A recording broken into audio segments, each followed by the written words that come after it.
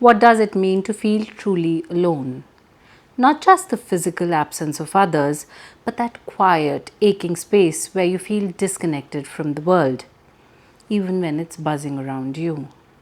In our hyper connected age, loneliness is a silent epidemic. And yet, there's something strangely beautiful about solitude when we learn to embrace it.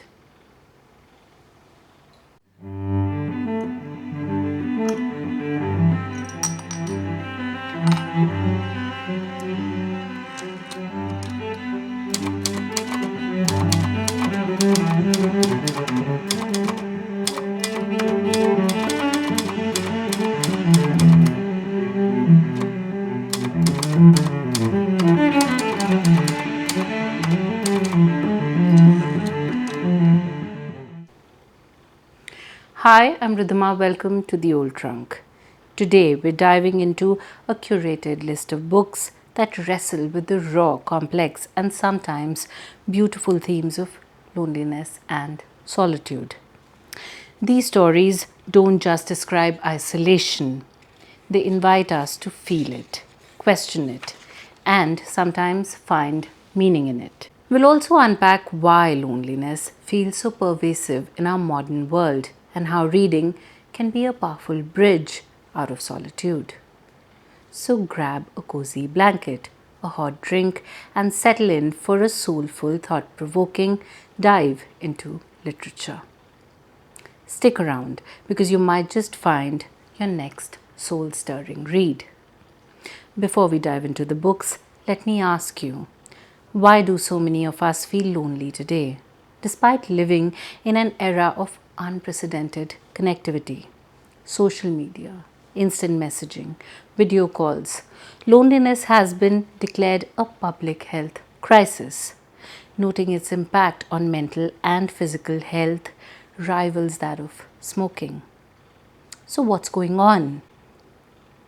Our lives are filled with digital noise, but those likes, retweets, and notifications often lack depth.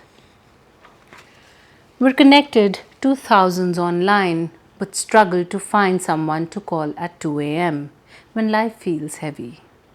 Urbanization, remote work, and the gig economy mean many of us live far from family or lack stable communities. Even when we're surrounded by people, there's this pervasive sense of being unseen, of not quite belonging. But here's where reading comes in. Books are more than stories, they're companions.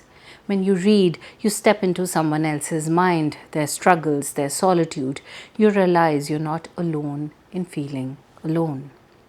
Reading slows us down, forces us to sit with our thoughts, and offers a safe space to process emotions we might otherwise bury. These 12 books we're exploring today don't just reflect loneliness, they help us understand it, reframe it, and sometimes even find solace in it. First, let's talk about The Lonely City by Olivia Laing. This is a stunning blend of memoir, art, criticism, and urban exploration. Laing moves to New York City in her mid 30s, grappling with her own isolation in a bustling metropolis. She weaves her personal experience with the lives of artists like Edward Hopper, whose paintings of solitary figures in urbanscapes capture urban alienation, and Andy Warhol, whose eccentricities masked a deeper fear of abandonment. The book explores how cities, despite their crowds, can amplify loneliness with their transient encounters and anonymous faces. Yet, Laing finds that art becomes a bridge, a way to connect across time and space. This book is for anyone who's ever felt like a stranger in a crowded room, showing how solitude can spark creativity and self reflection. Next up, Whereabouts by Jhumpal Lahiri. Written in spare, almost meditative prose, this novel follows an unnamed woman in her 40s, drifting through an unnamed city, likely inspired by Rome, where Larry wrote it. She's a professor, single, and her days are marked by quiet routines. Coffee at a cafe, visits to the market, solitary walks. The book's structure, short vignette like chapters, mirrors the fragmented nature of her inner life. Loneliness here isn't loud or dramatic. It's the subtle ache of living without deep ties or choosing solitude, but wondering what's missed. Larry, who wrote the book in Italian, translated it herself, captures solitude as both a choice and a burden, making it a perfect read for those quiet moments of introspection. Next in line is Insomniac City by Bill Hayes, which is a love letter to New York and to human connection, but it's rooted in solitude. After losing his partner, Hayes relocates to the city, seeking a fresh start. This memoir, paired with his evocative photography, chronicles his sleepless nights wandering the city, meeting strangers, a cab driver, a skateboarder, a neurologist named Oliver Sacks, who becomes his partner. Hayes shows how loneliness after loss can coexist with moments of unexpected warmth. The city itself becomes a character, its restless energy a counterpoint to his inner solitude. This book reminds us that even in our loneliest moments, connection is possible, often in the most surprising places. Now let's shift to a classic, 100 Years of Solitude by Gabriel Garcia Marquez. This masterpiece of magical realism follows the Buendia family across 7 generations in the fictional town of Macondo. Each character, from the ambitious Jose Arcadio to the reclusive Aureliano, grapples with their own form of isolation. Whether it's unrequited love, obsessive ambition, or the weight of family legacy, Marquez weaves a tapestry where solitude is almost a character itself, passed down like a curse. The lush, dreamlike prose makes you feel the weight of their loneliness. Yet there's beauty in how they endure. This book is a profound exploration of how solitude can shape not just individuals but entire lineages. Moving on to my next recommendation. Madonna in a Fur Coat by Sabahattin Ali, which is a lesser known gem from Turkish literature, but it's a heart-wrenching study of loneliness. Set in 1920s Berlin and Ankara, it follows Ref, a shy, introverted translator who feels out of place in both worlds. A chance encounter with a charismatic artist, Maria, sparks a fleeting romance that becomes the emotional core of his life. Ali captures the quiet devastation of unspoken love and societal pressures that isolate us. Ref's solitude isn't just personal, it's cultural, rooted in the clash between tradition and modernity. This book's tender prose makes it a must read for anyone who's felt trapped by their own heart. Next in line is Jenny Orfield's Department of Speculation, which is a slim, powerful novel about a marriage unraveling and the loneliness that creeps into intimate relationships. Written in fragmented vignettes, it follows a nameless narrator, an inspiring writer turned mother, whose life feels like it's slipping out of focus. The book's structure mirrors her fractured psyche, as she grapples with feeling unseen by her husband and disconnected from her former self. Orfield's sharp poetic prose captures the isolating pain of drifting apart while living side by side. It's a raw, modern take on how loneliness can thrive even in a crowded life. So, the next recommendation is again a classic. The Catcher in the Rye by J.D. Salinger. This is a book that defined generations. We meet Holden Caulfield, a 16-year-old who's just been expelled from school, wandering New York City in a haze of disillusionment. He calls everyone phony, but beneath his sarcasm is a desperate need for authentic connection.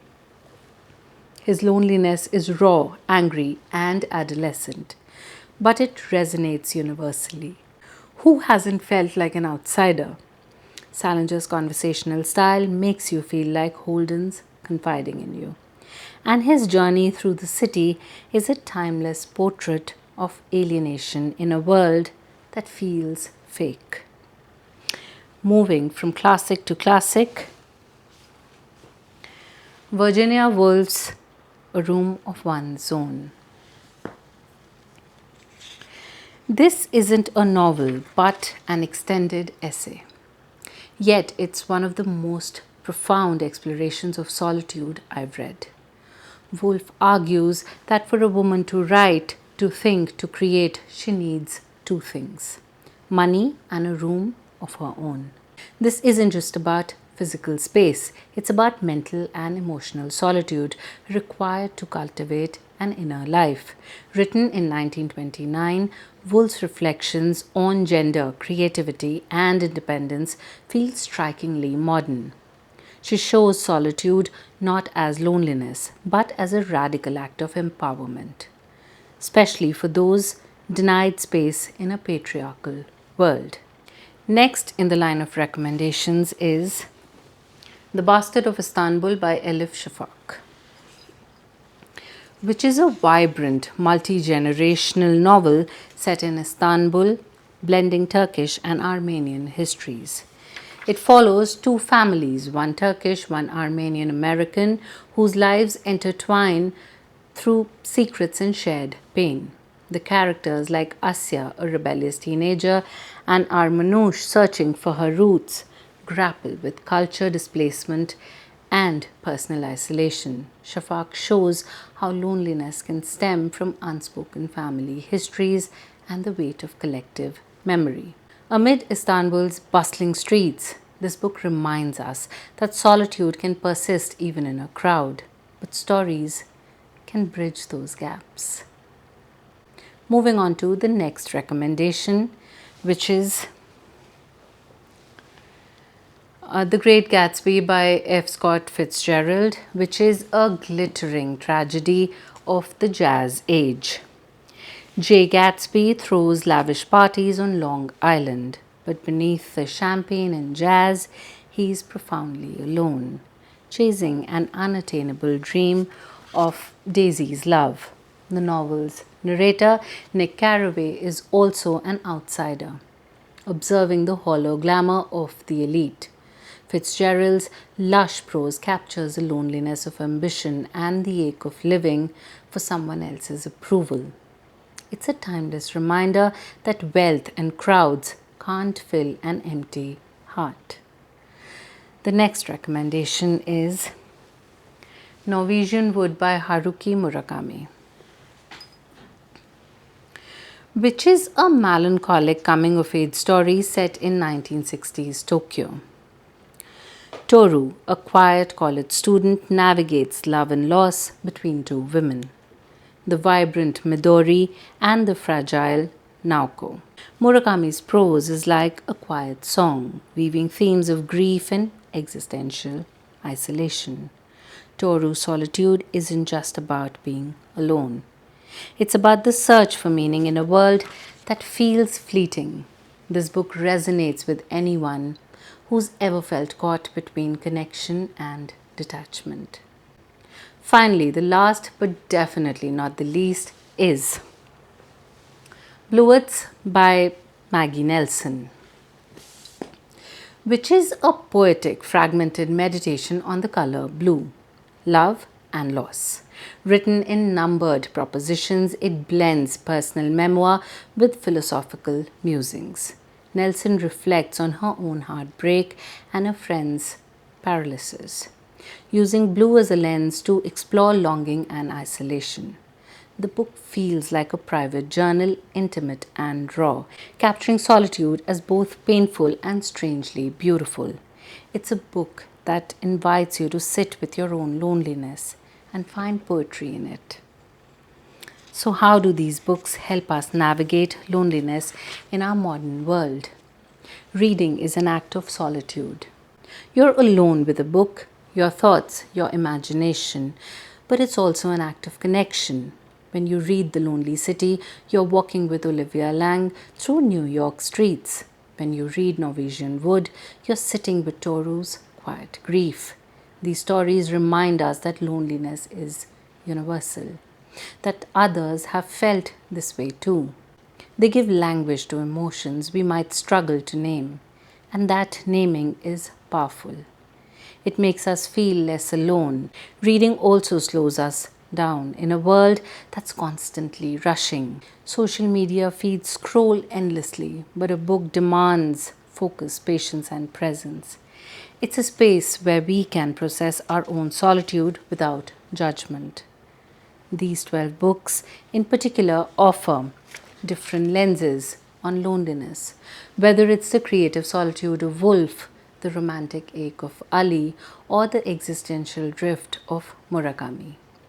They don't offer solutions, but they offer understanding, and sometimes that's enough to light the way forward. These stories remind us that being alone doesn't always mean being lonely, that solitude can be a space for growth, creativity, and even beauty. In a world that often feels isolating, these books are companions, mirrors, and guides. So here's my challenge to you. Pick up one of these books and let it speak to you. Let these stories sit with you, challenge you, comfort you. And then come back here and share your thoughts. Which book resonated with you? Do you have another favorite that captures loneliness or solitude? Drop it in the comments. I'm dying to hear your stories and recommendations. Let's keep this conversation going because even in our loneliest moments, stories remind us we're never truly alone. If you enjoyed this review, please give it a big thumbs up, subscribe to the channel if you haven't already, and press that bell icon so that you get notified of whenever I upload a new video. Check the description for the links to buy the books. I'll see you in the next one. Until then, stay happy. Thanks for watching. Lots of love. Bye-bye.